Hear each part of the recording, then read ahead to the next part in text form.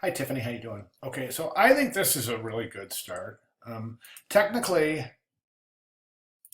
you're showing proficiency as we're seeing in your layers here. So all of your everything has been masked beautifully, and you've named all of your layers, which is great. That's going to come in later on. It's going to come in terms of organization, especially when you start getting Photoshop files that are a couple hundred layers deep. So it's a really good idea to give your layers at least something that means. I shouldn't say at least something that means something to you. I should say it's a really good idea to name um, your layers accordingly and obviously as to what they are, because like I think these are great strawberry copy, because you never know, there might come a point in time in your design career where you might have to pass your design off to someone else for some unforeseen reason, or because of that might simply be part of the workflow.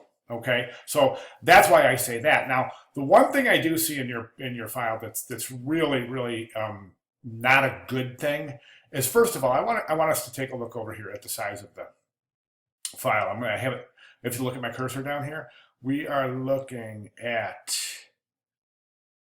wait a second, what was that? Boy, that's kind of weird because I'm looking at three different places and it's telling me three different things. Anyways, we're looking at 100 megabytes roughly.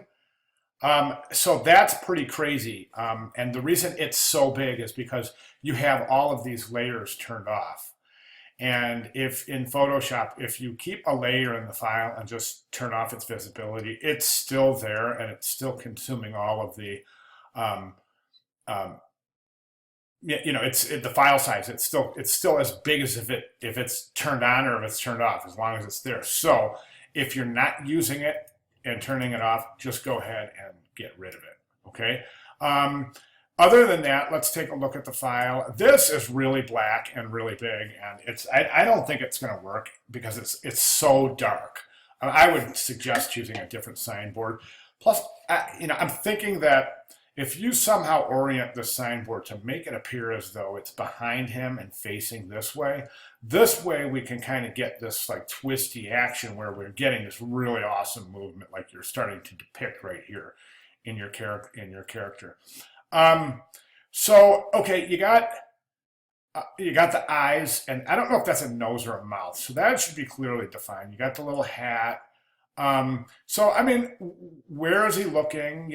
Really start getting into some detail. I think it was you where I said fingers and nose and fingers and toes and nose and whatever I said. But anyways, yeah, all of these things, feet and toes, and think about that. That to me just looks like the top of a leg. It looks like he got cut off at the knees somehow.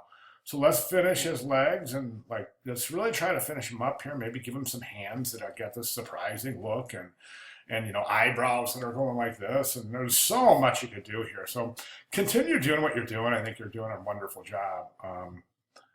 So you're showing great proficiency. Hey, I don't know if you saw my email, but check it out because of the milestone 3 task 1. I needed you to submit something just to complete that for me. So if you want to take a look at that, that would be awesome. All right, good job. Thanks.